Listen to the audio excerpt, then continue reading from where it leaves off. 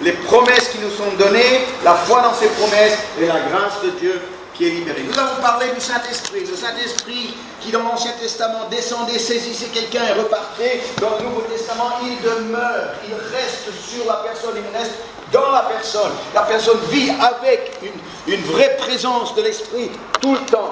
Tout le temps. Nous avons vu la relation entre le Père et Jésus. Les fois que le Père a parlé audiblement à Jésus. Et Jésus a parlé devant des témoins directement auprès du Père. La série n'est pas finie. Normalement, une série dure à peu près 4 semaines, mais elle dure un tout petit peu plus longtemps, celle-ci. L'importance de cette relation avec Dieu. Votre vie chrétienne sera le reflet direct de la stabilité, la solidité, la profondeur de votre relation avec Dieu. Si votre relation avec Dieu est instable, votre vie chrétienne sera instable. Si quelqu'un a une vie chrétienne instable, on remonte et qu'est-ce qu'on trouve? On trouve une relation avec Dieu qui est instable. C'est un sujet de très grande importance. Ce matin, j'aimerais aborder le sujet avec vous, l'amour pour Dieu. L'amour pour Dieu. Ça peut facilement devenir un slogan, l'amour pour Dieu. L'amour, aimer Dieu. Ça peut facilement devenir un cliché chrétien. Oui, j'aime Dieu. Oui, j'aime Dieu. Mais que veut-on dire par cette expression, l'amour pour Dieu? Alors, nous avons un passage, il n'y en a pas beaucoup aujourd'hui, il y a surtout celui-ci, dans Jean 21, versets 15 à 19. C'est une conversation entre Pierre et Jésus. Il faut situer cette conversation à la fin de la résurrection, après la résurrection, après le triple reniement de Pierre, et maintenant Jésus veut rétablir une relation avec Pierre après ce triple reniement. Donc on prend à partir du verset 15 jusqu'au verset 19. Après qu'ils eurent mangé, Jésus dit à Simon-Pierre, « Simon, fils de Jonas, m'aimes-tu plus que ne m'aiment ceux-ci » Il répondit, « Oui, Seigneur, tu sais que je t'aime. » Jésus lui dit, « Paie mes agneaux. » Il lui dit une seconde fois, « Simon, fils de Jonas, m'aimes-tu » Pierre lui répondit, « Oui, Seigneur, tu sais que je t'aime. » Jésus lui dit, « Paie mes brebis. » Il lui dit pour la troisième fois, « Simon, fils de Jonas, m'aimes-tu » Pierre fut attristé. Notez la réaction. Pierre fut attristé, il s'est vexé de ce qu'il lui avait dit pour la troisième fois, « M'aimes-tu » Et il lui répondit, « Seigneur, tu sais toutes choses, tu sais que je t'aime, je dirais justement. » Jésus lui dit, « Paie mes brebis. » En vérité, je te le dis, quand tu étais plus jeune, quand tu étais un jeune coq, ça c'est mon paraphrase, quand tu étais un jeune coq, tu te saignais toi-même, tu allais où tu voulais, mais quand tu seras vieux, tu étendras tes mains et un autre te ceindra et te mènera où tu ne voudras pas. Et ensuite, et enfin, il dit cela pour indiquer par quelle mort Pierre allait glorifier Dieu, et ayant ainsi parlé, il lui dit, « Suis-moi ». Le disciple le plus difficile à gérer pour Jésus, c'était sans doute Pierre. Il était tellement imprévisible. Il était tellement instable. Il était capable du meilleur comme le pire. Il avait vraiment une vie chrétienne qui était peu banale, Pierre. Il avait entendu de ses propres oreilles la voix de Dieu du ciel. Il avait vu Jésus transfiguré dans la gloire. Il a vu des morts ressuscités. Il a eu la révélation que Jésus était véritablement le Fils de Dieu. Il a marché sur l'eau. Quand je vois tout ça, je dis, dis donc Pierre, il a eu une expérience de Jésus que moi, je n'ai pas vécue moi. Pour l'instant, je n'ai pas encore marché sur l'eau. J'ai essayé une ou deux fois, ça n'a pas trop marché. Au dernier repas, Pierre avait déclaré sa dévotion à Jésus, où il a dit « Je suis prêt à aller en prison pour toi. Je suis prêt à aller jusqu'à la mort pour toi. » Belle déclaration. Qu'est-ce qu'on peut en vouloir de plus de quelqu'un par rapport à Jésus? Mais à peine quelques heures après ces déclarations, ce même Pierre va le renier 3 fois. Comment ça se fait que quelqu'un qui a vécu ce qu'il a vécu, qui dise à Jésus « J'irai en prison pour toi, j'irai jusqu'à la mort pour toi », et quelques heures plus tard, il dit autour d'un feu de camp « Je ne connais pas cet homme ». Alors je me pose la question. Qu'est-ce qu'il y a chez les gens qui peuvent être aussi changeants et aussi instables? Qu'est-ce qu'il y a chez l'être humain qui produit ce côté changeant et instable? Quand Pierre était autour du feu de camp et les gens ont dit « Mais toi, tu es un de ses amis » et 3 fois, il a renié. Pendant qu'il l'a fait, est-ce que ça voulait dire qu'autour de ce feu de camp, il ne croyait plus en Jésus? Est-ce que ça veut dire qu'il reniait tout ce qu'il avait vécu? Non. Mais ça veut dire que ça a révélé qu'il y avait une faille fondamentale dans sa relation avec Jésus. Voilà ce que ça a révélé. Il y avait un amour pour Jésus défaillant, qui n'a pas pu tenir face à l'opposition. Une chose qui m'a toujours étonné quand j'ai parlé avec un rétrograde. Vous savez ce que c'est un rétrograde? Un rétrograde, c'est quelqu'un qui a marché avec Jésus un jour et pour X raisons, eh bien, a finalement décidé de tout lâcher. Ou bien lâcher une bonne partie. Et quand je parle avec quelqu'un qui a lâché Jésus, j'ai dit, mais aujourd'hui, où est-ce que tu en es?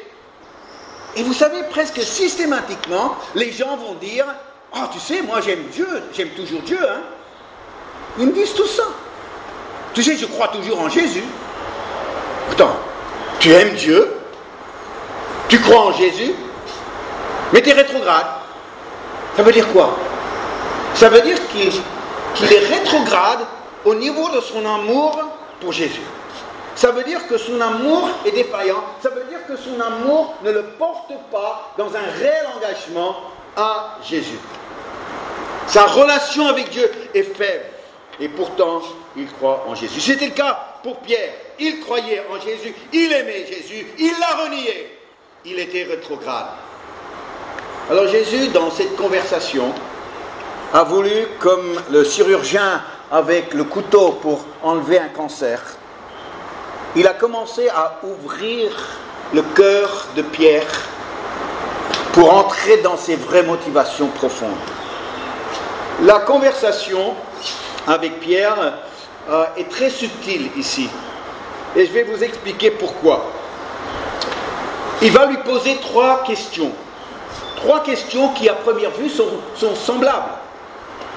La première question, si on peut revenir en arrière, on est déjà. Alors, c'est « Simon, fils de Jonas, m'aimes-tu plus que même ceci ?» Alors, ce que je dois vous expliquer, et c'est la subtilité de cette conversation, c'est que dans la langue grecque du Nouveau Testament, le mot « aimer », en fait, il y en a 3. Il y a 3 différents mots dans la langue grecque qui sont traduits dans la langue française par « aimer » ou « amour ». Le premier mot, c'est « éros ». Éros, ça parle de l'amour physique, sexuel. C'est pour ça qu'on a le mot érotique qui vient de éros. Le deuxième mot, c'est philéo. Philéo nous parle de l'affection sentimentale. Je l'aime bien. C'est un amour humain. De philéo, on a Philadelphie, la cité de l'amour fraternel. Mais ça vient de philéo, l'affection sentimentale, je t'aime bien. Le troisième mot, c'est un mot que vous avez peut-être entendu, agapé. Agapé, c'est l'amour divin, c'est l'amour de Dieu qui se donne à l'autre. C'est ça ce qui marque agapé, c'est l'amour qui se donne à l'autre. Et dans la question que Jésus pose à Pierre, c'est Simon, fils de Jonas, m'aimes-tu, agapé, donner ta vie, m'aimes-tu au point où tu me donnerais ta vie plus que ceux qui m'aiment, ceux-ci qui m'aiment? Et Pierre répond, oui Seigneur, tu sais que je t'aime, philéo. Il utilise le mot philéo. En utilisant le mot philéo, Pierre est gêné par la question de Jésus. Il essaie d'esquiver, parce que finalement, si on donne un sens plus élargi à sa réponse, ce serait ceci, à la question, pardon, ce serait ceci. Simon, toi qui m'as renié, est-ce que tu as maintenant changé après ton expérience? Est-ce que tu m'aimes maintenant avec un amour qui est prêt à tout pour moi? Parce que le soir du reniement, il avait dit, je suis prêt à aller en prison, je suis prêt à aller à la mort. Mais c'était un amour philéo qui ne pouvait pas produire ça. Il pouvait le dire avec le sentiment. Les sentiments le poussaient à dire ça. Mais la réalité de l'amour qu'il vivait n'était pas agapé, l'amour de Dieu, mais le philéo, l'amour des hommes, qui ne lui permettait pas de passer à l'acte. Et il répond, oui Seigneur, tu sais que je t'aime, mais lui, avec le mot qu'il a utilisé, sa réponse était celle-ci, oui Seigneur, tu sais que j'ai des sentiments pour toi. Tu sais que j'ai des sentiments pour toi. Combien de gens qui sont rétrogrades, ils répondent comme Pierre, Seigneur, tu sais que j'ai des sentiments pour toi. Et pourtant, ils sont rétrogrades. C'est un amour rétrograde, des sentiments, mais pas une vie consacrée. Ensuite, il y a la deuxième question que Jésus va lui poser. Simon, fils de Jonas, m'aimes-tu? C'est plus court encore. Et de nouveau, Jésus va utiliser le mot agapé.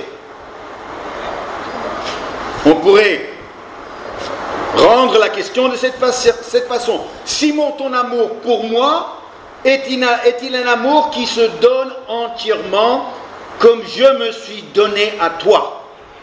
Est-ce que c'est un amour qui se donne entièrement comme je me suis donné entièrement à toi? Et Pierre répond, oui Seigneur, tu sais que j'aime philéo.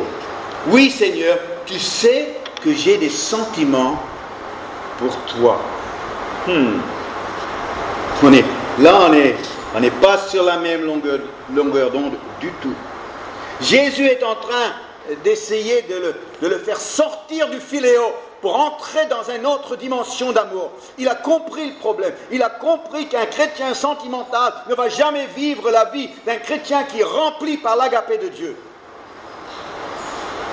Et alors, c'est comme un défi. Pierre, est-ce que maintenant, à travers ce que tu as vécu, est-ce que tu es tellement repris dans ton cœur, est-ce que tu as tellement de repentance dans ton cœur, que maintenant tu veux quitter cet amour humain, sentimental, pour monter dans un amour qui vient de Dieu? Et chaque fois, Pierre répond, Seigneur, philéo, j'ai des sentiments pour toi. Alors Jésus arrive à la troisième question. La troisième question, et il dit pour la troisième fois, Simon, fils de Jonas, m'aimes-tu? Mais cette fois-ci, il n'utilise plus agapé. Cette fois-ci, Jésus est en train de descendre au niveau de Pierre. Il est en train de dire, Pierre, tu es rétrograde. Pierre, tes sentiments pour moi ne sont pas des sentiments de quelqu'un qui va donner sa vie, de quelqu'un qui va tout donner pour moi.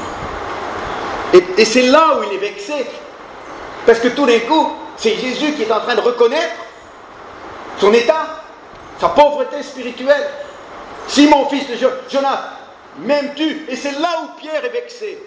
Pourquoi? Parce que Jésus a exposé la pauvreté de son amour défaillant pour Dieu. Il aurait voulu de l'élever jusqu'à l'agapé. Pierre a refusé de monter. Alors Jésus reconnaît son état. Il est coincé dans son état de rétrograde. Il se vexe. Il doit reconnaître qu'il avait refusé d'avancer. Et après, Jésus lui dit, Pierre, verset 18, je te le dis quand tu étais un jeune coq, tu as fait ce que tu voulais, tu as fait à ta tête. Mais il prophétise sur lui. Il dit, mais il y aura un changement. Et du jeune coq qui voulait tout maîtriser, eh bien il y aura un changement, mais ça va prendre des années. Mais quand tu deviendras vieux, tu perdras le philéo. Et tu entreras dans le agapé de l'amour de Dieu. Et tu étendras tes mains. Et tu te laisseras ceindre et de te mener où tu ne voudras pas. Et là, au verset 19, il prophétisait sur la mort que Pierre allait vivre. Et là, il dit maintenant, suis-moi. Et je conduirai plus loin que simplement des pauvres sentiments humains pour Jésus. 30 ans après cette conversation difficile, Pierre commence à écrire ses épîtres. 30 ans après. Après, quand il commence à écrire ses épîtres, il n'est plus le jeune coq.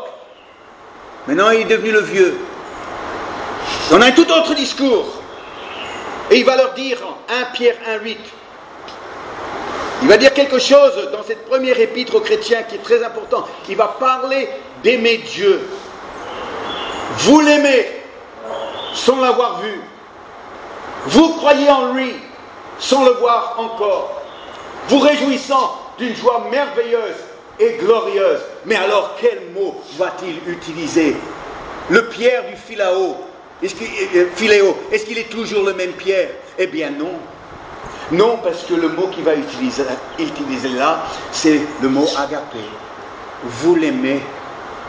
Et vous l'aimez à tel point que ça produit en vous de la foi, vous croyez en lui, de la joie merveilleuse, glorieuse, qui dégage de quelqu'un qui est rentré dans l'agapé de Dieu. Il est en train de dire, je suis aujourd'hui maintenant épanoui dans ma vie chrétienne. Je ne suis plus dans les sentiments naturels que j'avais avant, qui m'ont fait instable, qui m'ont fait reculer devant le besoin de me consacrer. Maintenant, les prophéties de Jésus, c'est réalisé. Maintenant, je connais ce que c'est, cet agapé de Dieu. Et tout au long de ces deux épîtres, plus une seule fois va-t-il utiliser le mot de philéo pour parler de l'amour. Plus une seule fois. Il va utiliser philéo, mais pour parler de l'amour fraternel, de l'affection fraternelle. Mais maintenant, quand il parle d'aimer Dieu, il va toujours utiliser le mot agapé. Quand il avait une relation philéo, c'était un homme instable, très sentimental. Il se vexait.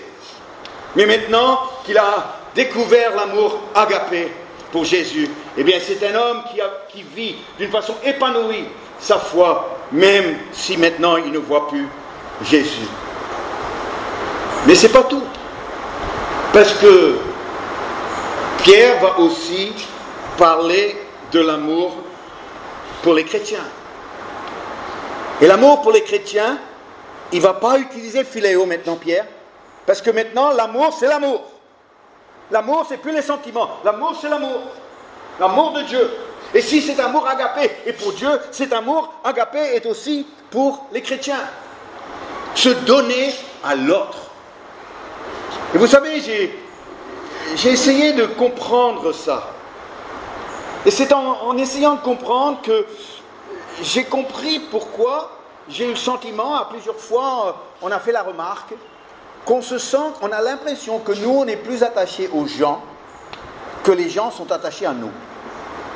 On a eu, tout au long de notre ministère, on a eu ce sentiment-là, que nous sommes plus attachés aux gens et qu'on est prêt à tout pour eux, et que des gens qu'on pensait nous rendaient l'amour, eh bien pour un oui ou un non, c'était fini, plus ils disparaissent, plus de coups de fil, plus de bonjour, plus de messages Facebook j'aime, tout d'un coup c'est comme ça coupe, c'est fini, et puis, sans explication, sans raison, on dit mais qu'est-ce qui se passe? Un jour on se croit vraiment lié avec des gens, et du jour au lendemain, eh bien nous on n'est plus rien pour eux.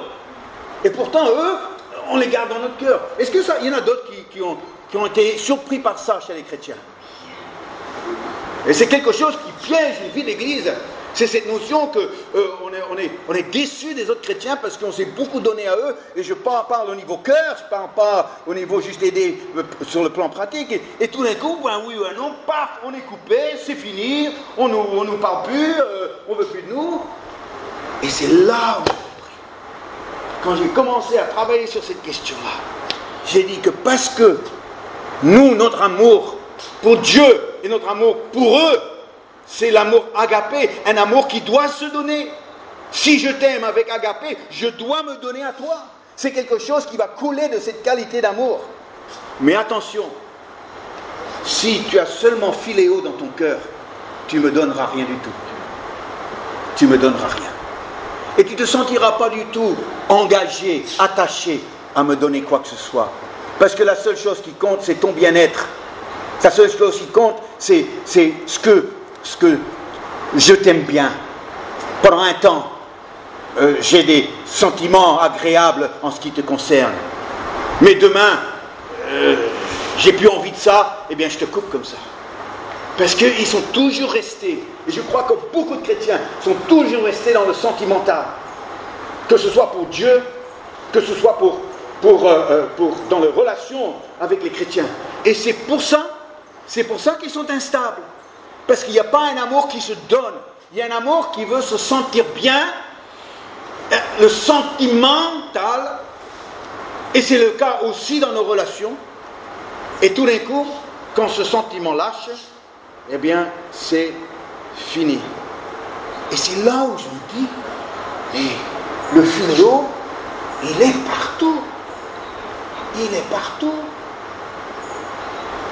Un jeune homme qui dit à sa copine, je t'aime. La copine toute contente, quand est-ce qu'on se marie? Et lui il fait, ah non, ah surtout pas. Ben, c'est quoi ça? C'est des sentiments, mais c'est du philéo. Il n'y a aucun désir d'engagement dans ces sentiments qu'il éprouve. Et alors la fille, elle est toute contente parce qu'elle entend les mots qu'elle veut entendre. Je t'aime. Ah, quand est-ce qu'on se marie? Ah, attends, moi, mon amour, c'est un amour qui me fait du bien. C'est pas un amour qui se donne. Ah. Le philéo, c'est ton équipe de foot. Ton équipe de foot, quand elle gagne, tu vas voir les matchs, n'est-ce pas? Et quand elle vit une mauvaise saison, tu n'y vas plus. Pourquoi? Parce que tu es rétrograde de ton équipe. Tu vois? Tu as des sentiments quand ça apporte le bien-être d'être dans une équipe gagnante. Waouh, c'est mon équipe, je suis un fan. Tu vois? L'équipe commence à perdre. Bon, écoute, laisse tomber. Pourquoi? Parce qu'il n'y a pas d'engagement. Le vrai fan, eh bien, il est là pour encourager son équipe dans les mauvais moments. Il se donne à son équipe dans les mauvais moments, mais le rétrograde, le philéo, lui, c'est bon, il ne gagne pas, ça ne m'enthousiasme pas trop, moi je recule. Philéo, c'est quoi? C'est un électeur qui croit à la démocratie et qui ne va pas voter. C'est un rétrograde de la démocratie. Et en parlant comme ça, je m'interpelle moi-même parce qu'il faut que je m'inscrive quand même. Mais c'est incohérent de dire je crois à la démocratie, je suis attaché à la démocratie et pas voter. Est-ce que vous comprenez? C'est philéo ça. C'est philéo. Philéo, c'est un citoyen qui dit aimer son pays, mais n'a pas attaché une importance à son histoire, à sa culture, à son héritage, mais j'aime mon pays. Ben, si tu aimes ton pays, eh bien, tu aimes sa culture, tu aimes son histoire, tu aimes l'héritage qu'on t'a donné. Et tu sais, cette phrase, aime la France ou quitte-la, moi je suis d'accord. Aime la France ou quitte-la.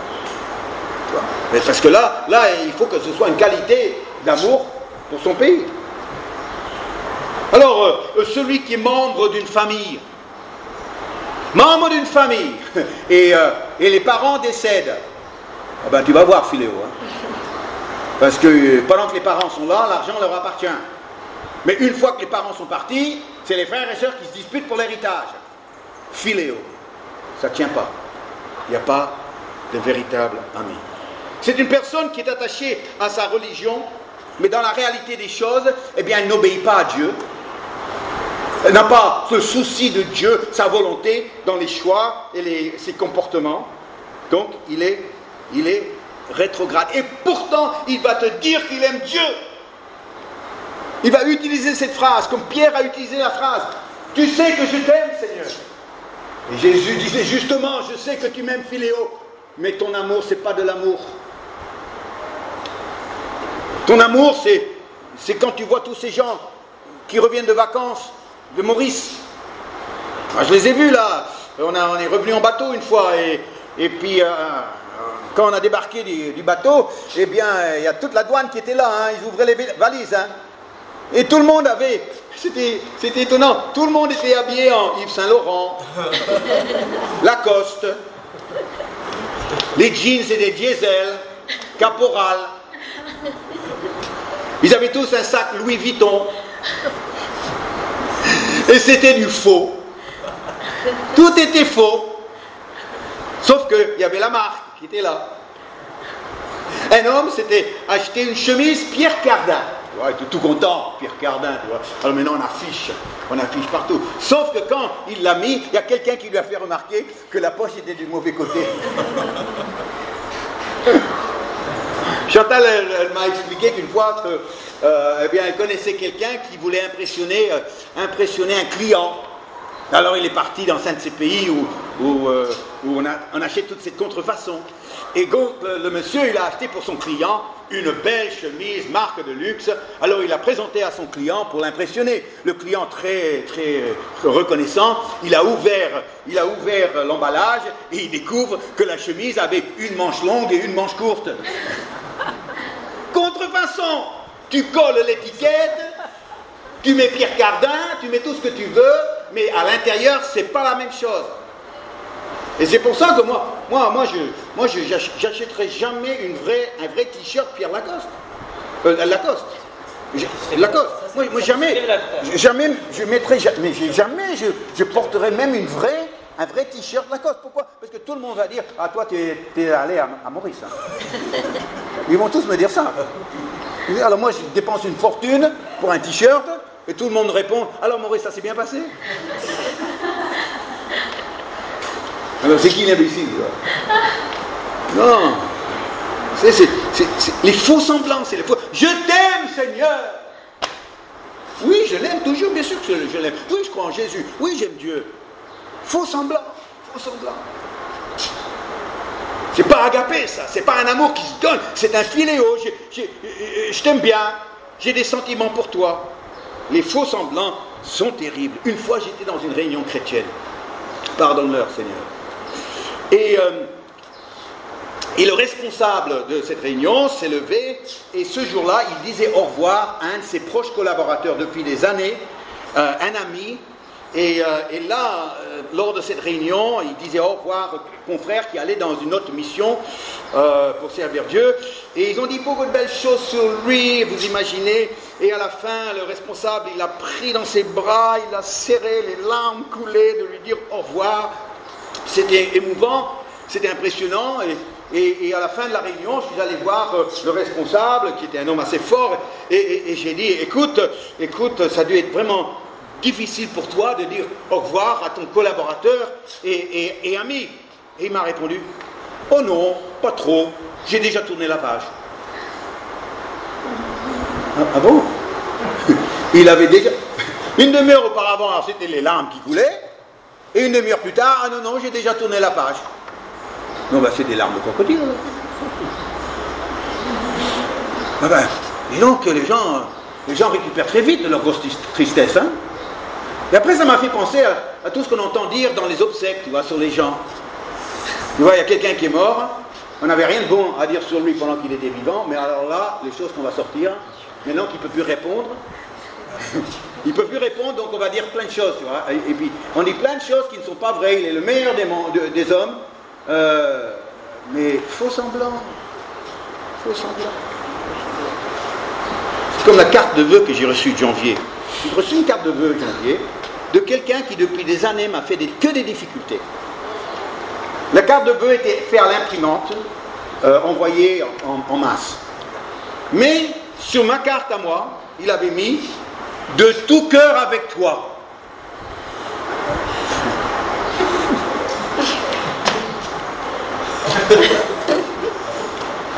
Je t'aime bien. Ne me fais pas toutes ces histoires et toutes ces difficultés depuis tant d'années pour ensuite m'envoyer une carte de vœux avec à la main écrit « De tout cœur avec toi ». Je t'aime, Seigneur. Bien sûr que j'aime Dieu. Un chrétien sentimental qui refuse l'engagement réel, c'est le philéo et non l'agapé. C'est la contrefaçon de l'amour de Dieu. Parce que quand tu as le vrai tissu, quand tu as le vrai vêtement, tu le vois à la coupe, tu le vois au toucher du tissu. On le voit tout de suite, c'est l'odeur du parfum de l'agapé. Ça sent tout de suite, on le sent au contact de quelqu'un, s'il y a de l'agapé là, ou bien si c'est que du philéo, je t'aime bien. Une fois, un ami à moi était dans les parfums en Normandie, dans une grande marque française, de parfums français, et puis régulièrement il nous amenait, Denise et moi, des échantillons. Alors on était toujours contents. Et puis une fois il nous avait amené quand même tout un carton d'échantillons. Alors j'ai décidé, il y avait un voyage en Australie qui était prévu, alors j'ai gardé une bouteille pour ma mère. Et alors une fois en Australie, je sors mon cadeau de parfum d'une grande marque française pour ma mère, tu vois. Alors je lui montre, et bien voilà maman, pour toi un cadeau qui vient direct de France, tu vois. Alors elle a vu la marque, elle a dit merci, merci, merci beaucoup, tu vois. Alors elle ouvre la bouteille, elle met ça sur son poignet et elle fait écoute, il n'y a vraiment pas vraiment d'odeur. Et c'est là où je regarde la bouteille et je l'ai marqué en bas factice. Je lui avais amené une bouteille factice. On m'avait donné une bouteille factice, je n'avais pas remarqué, au milieu de tout le vrai. Et pensant faire plaisir à ma mère, je lui amène la bouteille justement factice. C'était de l'eau qu'il y avait dedans. Et elle qui s'attendait à avoir ce bouquet d'odeur, de bon parfum, eh bien elle a eu de l'eau. Et l'eau, ça, c'est bon à boire, mais ça sent pas. Alors quand elle a rigolé, elle a trouvé ça très marrant. Et puis quand j'ai dit ça à mon ami, il était très gêné, vous imaginez. Mais quand vous ouvrez une bouteille de vrai parfum français, oh là là, ça, l'odeur remplit l'air de la maison. Cette odeur colle à la peau de la personne qui la porte. Des gens qui sont agapés Dieu. Ils ont un amour agapé pour Dieu. Ils ont un amour qui te donne à Dieu. Un amour pas sentimental, mais un amour qui se donne à Dieu. Un amour pour les chrétiens qui n'est pas juste un attachement, on va faire un petit chemin ensemble et après quand j'en ai assez, eh bien je vous laisse tomber. Oh. Mais quand il y a cet amour agapé pour les chrétiens, quand on se donne les uns aux autres, ça plaît à Dieu, ça honore Dieu et ça se sent, ça sent bon. Paul a félicité ses collaborateurs parce qu'ils se donnaient à l'œuvre de Dieu. Et moi, je peux vous dire que les collaborateurs que j'ai aujourd'hui, eh bien, je peux vraiment vous féliciter. Parce que vous vous donnez à Dieu. Je vois ma propre femme qui se donne à Dieu. Oh là là là là, de vivre ma vie avec une femme qui se donne à Dieu. Et alors, jeudi, on a fêté nos 37 ans de mariage. Et alors, j'ai trouvé une bonne carte pour elle. Et je lui ai tout dit. Quel privilège de vivre ma vie avec une femme qui se donne à Dieu. Alors elle m'a répondu avec une carte, avec de belles choses aussi. On s'aime, excusez-nous. Ah oui, eh oui. Mais Mais quand je vois la secrétaire que Dieu m'a donnée, moi je connais des pasteurs, ils ont des milliers de membres, et ils n'ont pas une assistante personnelle que j'ai moi. Une assistante qui anticipe même les choses qui me viennent à l'esprit. Et tu sais, quand je vois comment elle se donne à l'œuvre de Dieu, je dis quel privilège, quel privilège. Eh bien oui, je me permets de la mentionner encore. Quand je vois Pierre et Monique, eh bien, moi j'ai jamais rencontré quelqu'un qui était aussi à l'aise dans le ministère d'hospitalité que Pierre et Monique l'ont été. Elles le sont. Jamais vu ça. J'ai vu plein de gens qui sont prêts à accueillir de temps en temps, qui sont contents de recevoir, mais ceux qui comprennent que c'est leur ministère et cherchent toutes les occasions pour pouvoir inviter, pour pouvoir faire venir. Moi, j'ai jamais rencontré ça. Ils se donnent à Dieu. Ils se donnent à Dieu. Quand je vois Samuel et Hortense là dans l'Est, c'est un couple qui se donne. Mais l'autre jour, eh bien, il y a une dame qui vient dans l'église qui a été contactée par une amie à elle en métropole qui a suivi le nouveau site et qui a dit est-ce que vous pouvez prier pour quelqu'un de sa famille qui était dans un coma. Et ils ont dit oui, ils ont appelé tout le groupe et ils se sont réunis le soir même pour entrer dans l'intercession pour quelqu'un qu'ils ne connaissaient même pas. C'est quoi ça? C'est pas, ben oui, je dirais une petite prière. C'est se donner aux chrétiens pour l'œuvre de Dieu. C'est de l'agapé. C'est du vrai amour. Un amour qui se donne. Je pense à quelqu'un comme Rodolphe. C'est mon grand regret après 21 ans en ministère en France, pionnier d'église. On a libéré beaucoup de jeunes dans le ministère, on a fait beaucoup de formations dans des écoles bibliques et tout ça. Mais en 21 ans, mon seul vrai regret, c'est que je n'avais jamais pu susciter à mes côtés un Timothée. Parce que les jeunes Français, c'était des jeunes coqs qui savaient toujours mieux que le vieux. Ouais. Et alors, ils étaient plutôt là pour me donner des leçons qu'autre chose. Et là, tout d'un coup, j'ai un jeune malgache, 25 ans, qui est consacré. Alors moi, je le taquine un peu. Je dis donc, tu fais réunion 9h, tu fais réunion 10h30, tu fais réunion 15h30, dimanche ce soir, tu dois être crevé. Il va dire, je suis un peu fatigué, c'est vrai.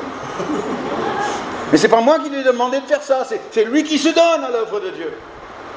Il se donne à l'œuvre de Dieu. Et il est tellement heureux de faire chemin avec moi, que quand il m'envoie un texto, il signe à la fin ton compagnon de route. C'est beau, hein? Ton compagnon de route. Et il y a un attachement là. Moi, je ne vis pas avec la crainte que demain, tout d'un coup, il va prendre la mouche, il va se vexer, puis c'est fini avec Rodolphe. Non? Non, parce que je sais ce qu'il y a dans son cœur. C'est de l'agapé, c'est pas du philéo. Quand il a dû traverser les pires épreuves que j'ai jamais vues, un jeune pasteur dû traverser l'année dernière avec la mort de son beau-père dans un accident de travail à La Réunion. Et dans sa première année, ses premiers mois de ministère, il a dû accompagner sa propre belle famille, il a dû accompagner toute son église dans ce deuil-là. Il l'a fait avec sagesse, il l'a fait avec consécration, avec sensibilité. Je l'ai encouragé. J'ai dit, Rodolphe, Dieu t'a donné une sagesse. Mais qu'est-ce qu'il y a dans ce jeune homme? Il a de l'agapé. L'amour de Dieu qui se donne. Et moi, je peux vous dire, je suis honoré de pouvoir travailler avec des gens qui ont cette qualité de cœur. Et quand j'entends d'autres personnes qui disent, oui, moi je crois en Jésus, et puis, oui, j'aime Dieu, bien sûr que j'aime Dieu.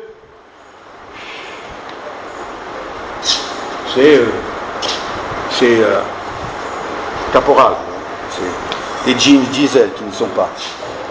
Bon, écoute, excuse-moi, j'aurais dû dire autre chose. C'est du vrai ou bien c'est du... c'est du vrai? Ah si! Ah, c'est du vrai! Ah, super! En tout cas, Pierre, il était coincé dans son filéo. Il était mal, il était instable, il se vexait facilement, il se fâchait facilement, il faisait la tête à Jésus facilement. Pendant qu'il était filéo. Ça a mis des années pour passer du jeune coq à l'homme sage, vieux, qui maintenant Il n'avait pu dire « Seigneur, j'irai jusqu'à la mort » parce qu'il l'a fait. Et l'histoire nous dit que Pierre est mort, crucifié à Rome, mais tête en bas, parce qu'il ne voulait pas mourir de la même façon que son Seigneur. Pierre a donné sa vie à Jésus, pas quand il avait Philéo, mais quand maintenant son amour pour Dieu était un amour agapé. Et que ce soit le cas pour chacun d'entre nous, et qu'il y ait une bonne odeur de Christ qui dégage de notre vie, de l'amour qui nous anime. Amen. Alors on va prier.